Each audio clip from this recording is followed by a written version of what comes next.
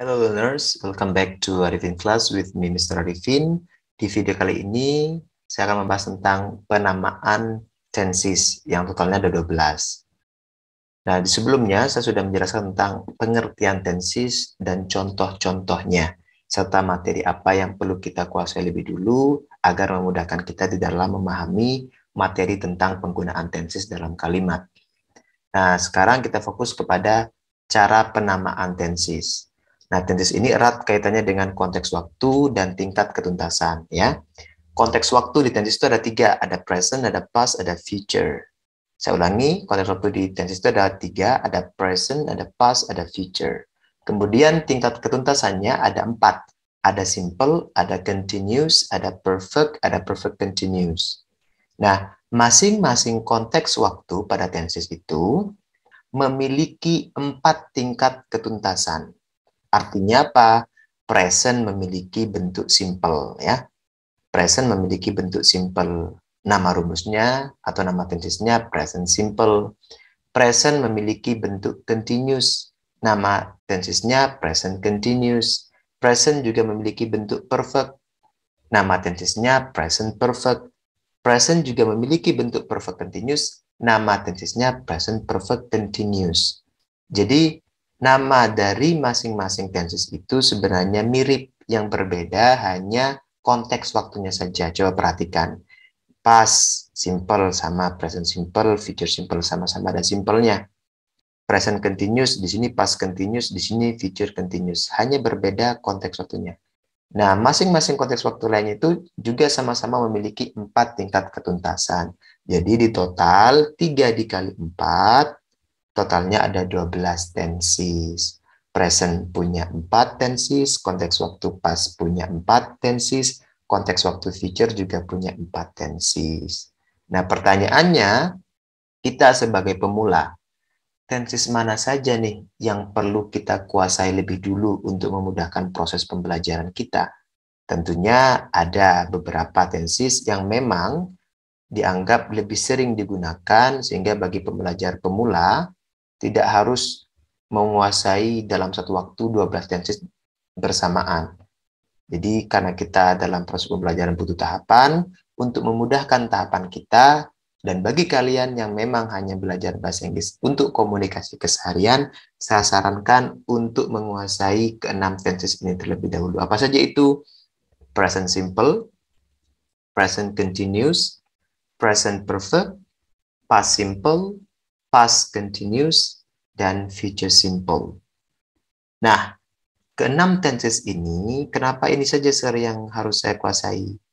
Pertimbangannya yang pertama ialah tingkat keseringan dari penggunaan tenses ini dalam komunikasi keseharian. Dan pertimbangan yang kedua, untuk lebih memudahkan atau menyederhanakan mindset kita. Kita berarti nggak perlu harus belajar ke-12-nya sekaligus. Kita butuh tahapan, cukup 6 saja dulu. Nah, ketika 6 sudah kita kuasai, tentunya untuk menguasai atau memahami penggunaan tenses lainnya akan jauh lebih mudah. Oke? Nah, sekarang kita masuk kepada pembahasan tentang bagaimana cara kita atau cara mudah kita mengetahui bentuk rumus dari masing-masing tenses yang totalnya ada 12 ini. Gimana caranya? Mari simak penjelasan berikut. Nah, how to know the tense form? Gimana caranya tahu masing-masing rumus pada tenses? Di sini saya beri kata kunci ya, karena tenses itu erat kaitannya dengan kalimat, jadi kita akan memberikan spesifikasi khusus yang verbal, itu saya beri warna hitam ya.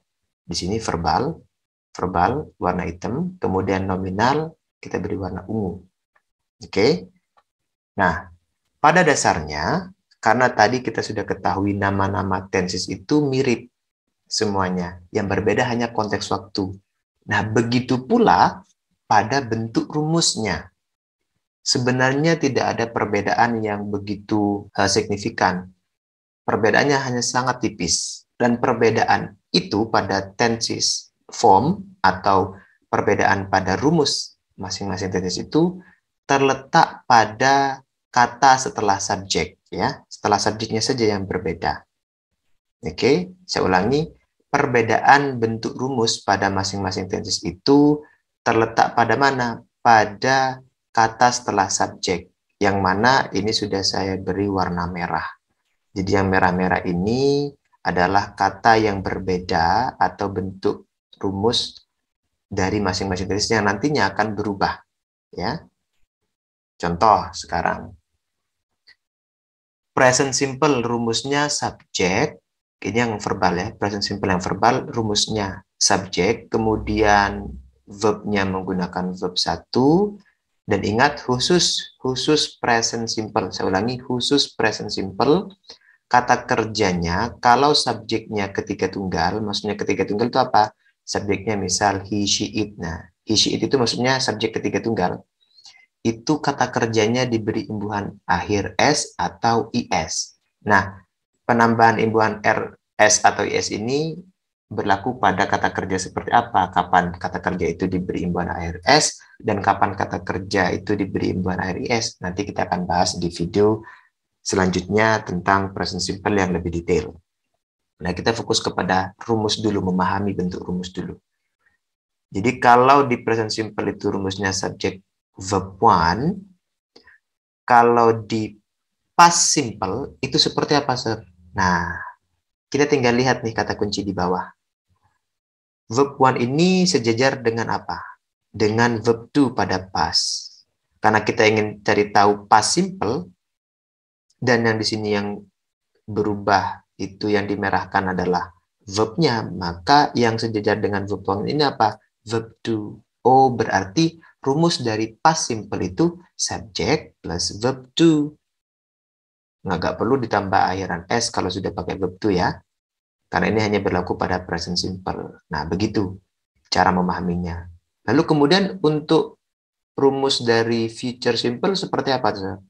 Apakah sama? Ya sama konsepnya. Konsepnya sama. Jadi subject, kemudian verb 1-nya ini yang berubah. Berubah jadi apa verb 1 kalau di future? Kita lihat. Yang sejajar dengan verb 1 pada future, itu apa? Will or shall kemudian diikuti oleh verb asli. Jadi rumus dari future simple itu subject plus will or shall, karena kan verb 1 ini dirubah ya. Subject plus will or shall, kemudian verb pair. Verb pair itu verb asli. Verb yang tidak berbentuk verb 2, verb 3, verb ing, ataupun verb yang mendapatkan imbuhan akhir S atau IS. Itu maksudnya verb asli ya. Jadi itu rumus yang future simple.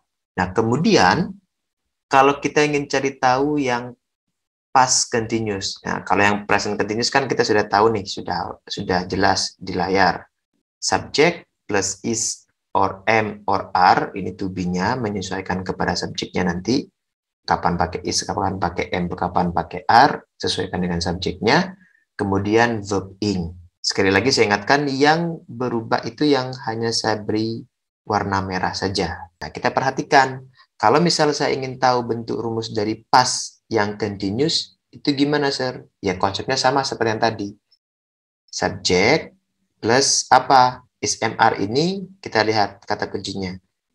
Ini kan present, pakainya is MR, sama ya. Nah, is MR ini sejajar dengan apa pada past? Karena kan kita ingin tahu rumus dari past yang continuous. Nah, is MR di sini sejajar dengan was atau were. Nah, berarti rumus dari past yang continuous itu subject plus was or were, kemudian verb ing. Begitu. Simple kan? Oke, sekarang kita cari tahu rumus yang future continuous. Konsepnya sama.